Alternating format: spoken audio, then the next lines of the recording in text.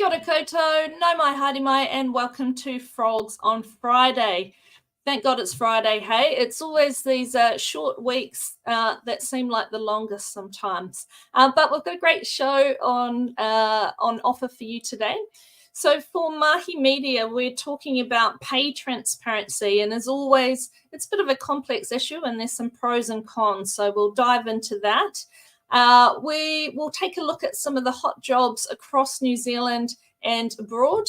And we're joined today by Marketing and Communications Manager Gemma Hoskins to discuss the impact that Trees That Count are having in helping businesses across Aotearoa take some real action, and how your support can grow incredible future-focused restoration projects this World Environment Week. And we will finish off, as always, with our social media poll results. So let's start with Mahi Media.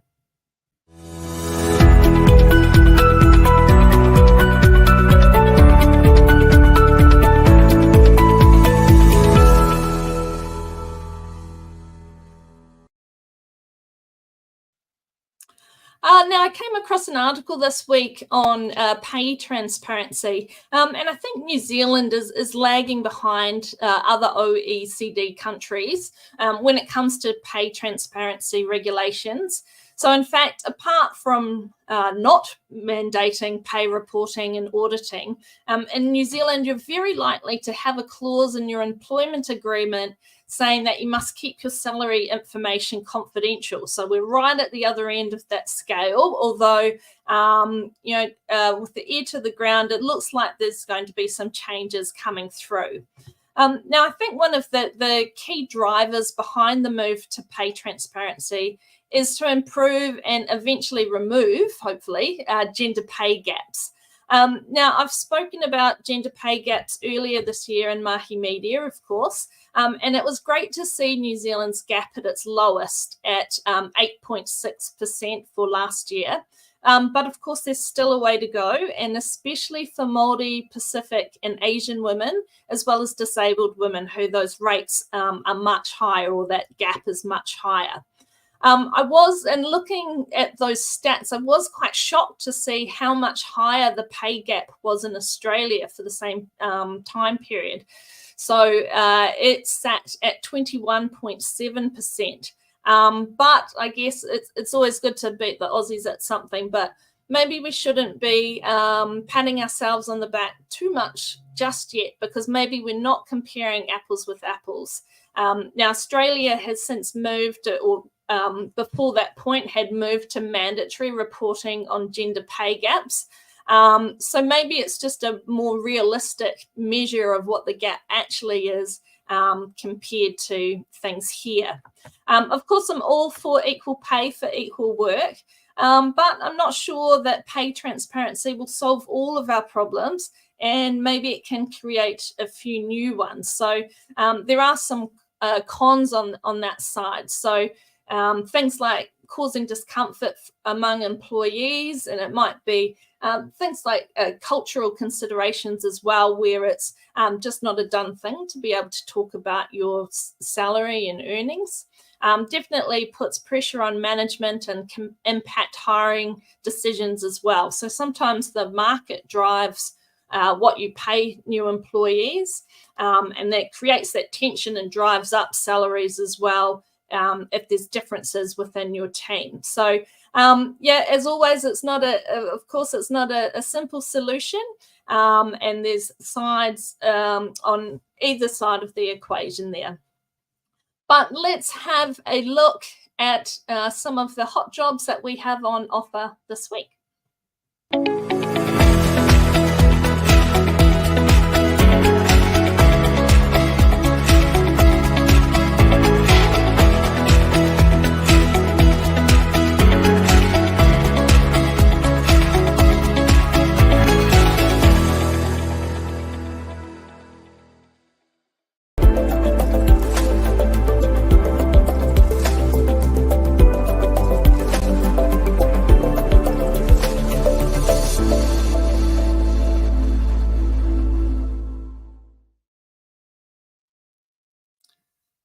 Okay, so first up we have a temp role based in Auckland. This one's for a legal secretary. Again, depending on experience, paying between $35 to $39 per hour, plus all the normal bells and whistles that come with that. For this one, particularly if you have experience working within a litigation setting, or exposure to immigration law, will be a big benefit for this role. If you are interested and have the relevant experience, get in touch with Kirsty from our team here in Auckland. Let's take a look at the perm role of the week. Okay, another Auckland-based role. This one's for an outbound sales consultant, paying a base salary between 60,000 or starting at 60,000, and a little bit of wriggle room there. So this one's definitely looking at that outbound sales experience, and this one's to commercial businesses, so B2B sales. It's always really important to keep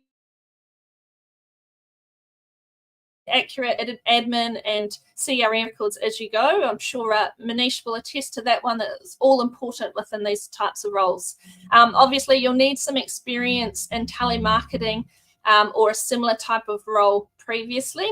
For this, get in touch with Manish and to find out more about this position. And let's take a quick snapshot at some of the roles available across Australia and the UK. Okay, so this time we're going to Queensland first up. So a customer administrator position. So it looks like a blend of customer service and admin within that role. It's temp position, $34 to $35 per hour. Again, in Queensland, so a senior HR officer, 90 to 100K. And over in London, we've got an IP paralegal, paying between 33 to 38,000 pounds. As always, that's just a sample of the roles that we have on offer across our people-to-people branches in Australia and the UK. So get in touch with the team if you are making the move.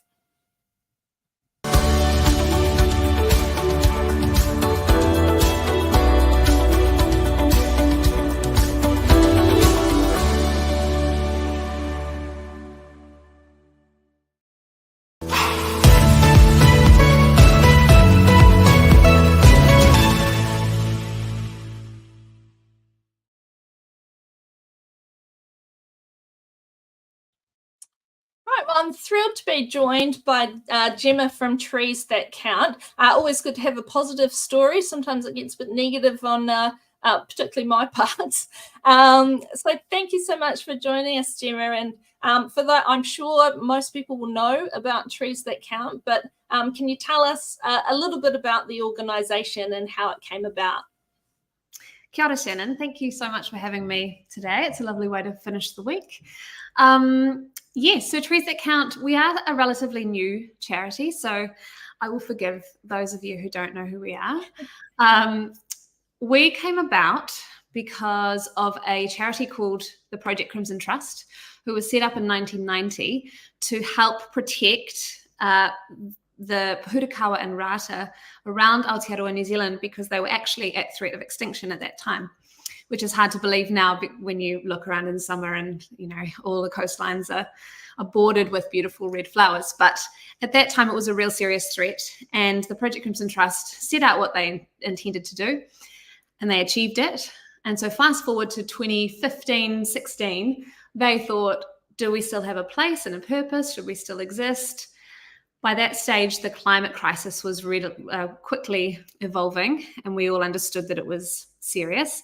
And so they began a program called 𝗁𝗂𝗂𝗀𝗍𝗀𝗀, where they enabled New Zealanders, individuals and businesses, to fund or gift native trees, which will be planted around the country in various restoration projects.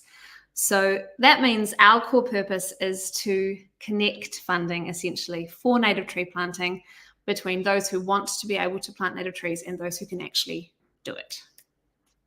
Yeah, excellent. Now, I had planned I was going to get a lovely backdrop background of some beautiful ppūtakawa from down the road from where I live, obviously from the summertime, but it's one of those days, so that did not happen. But yeah, they're just so beautiful over over the summer period.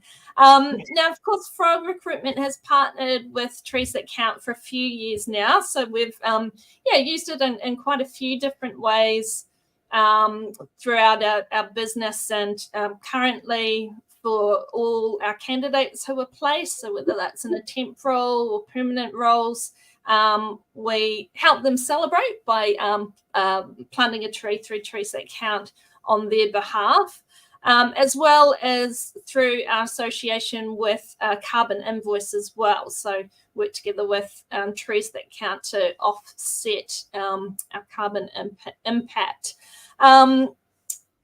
Now, for those employers who might not know, how exactly does the process work, and how do you help facilitate that? Yeah, it's a good question. So what we have, Trees That Count are connected to this really wide-reaching planting network. So we work with community groups and private planters around Aotearoa, and they have pledged land and labour and time and maintenance plans and have such vision for the different projects that they're working on.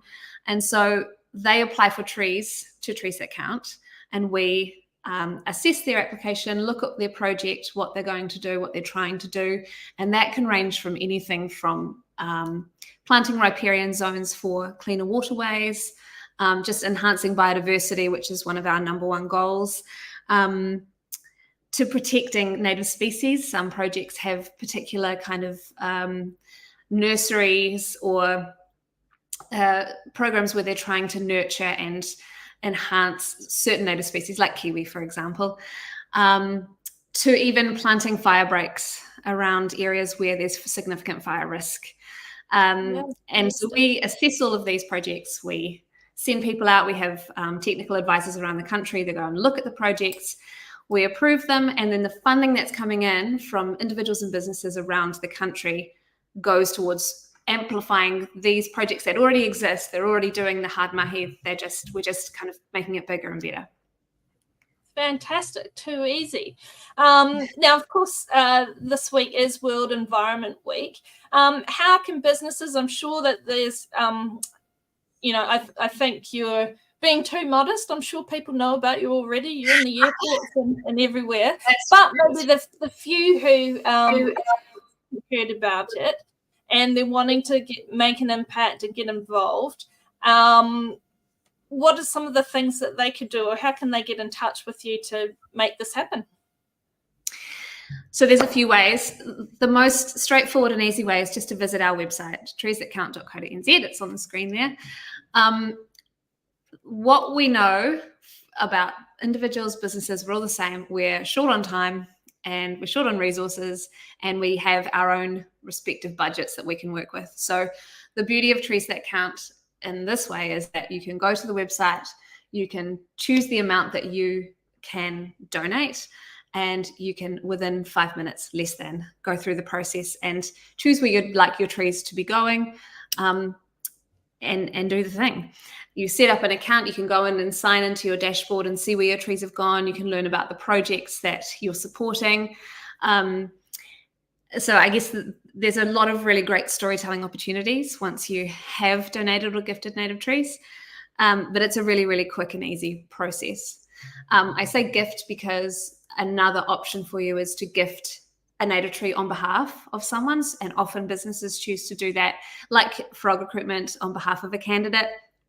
It might be colleagues, it might be staff, it might be clients. And that means that your gift recipient would receive a beautiful designed gift certificate and information about where their tree has been planted. So that's a really quick and easy way of just going onto the website and figuring out what works best for you or your business. But sometimes businesses have specific needs or want to set up their donation in a different way. And in that instance, you can always just reach out to one of the team There is a contact form on the website, or you can email myself or one of the others in the team to have a conversation about how to make it work for you. Fantastic. And I must say, having been a recipient of a gift as well, it's really cool when it's lovely when you first get the gift, but even better might be, a couple of months down the track or a few weeks, and then you get to see that my tree's been planted and where it's going to go and make a difference. So really cool initiative, and I'm glad to be involved and support you guys. It's amazing, and it's so cool to see now, having been in existence for a few years and Frog Recruitment has been donating for a few years, you see that number start to really jump up, and you're accumulating a number of trees which are going to have such an impact for now, but for future generations. It's a gift for those candidates, and it's a gift for us all, which sounds very kind of fluffy, but it's true. Excellent. Didn't sound marketing at all. No. Thank you so much for coming on board, and hopefully we've been able to spread the word a little bit more, but a really cool cause to get involved with and easy to do. Let's go through now and take a look at the social media polls.